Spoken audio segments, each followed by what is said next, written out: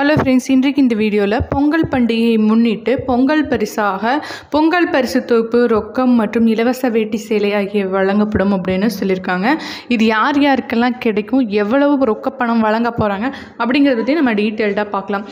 தமிழக அரசு பொங்கல் பண்டிகைக்காக ஒவ்வொரு ஆண்டும் அதாவது ரேஷன் கடைகள் மூலமாக இலவசமாக வேட்டி சேலை, ரொக்கம் மற்றும் மளிகை பொருட்கள் தொகுப்பு வழங்கி வருகிறது.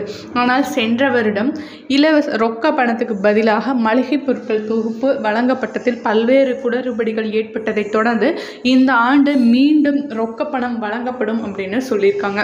அதோடு சேர்த்து ஒரு சில மளிகை பொருட்களும் வழங்கப்படலாம் அப்படின்னு சொல்லியிருக்காங்க.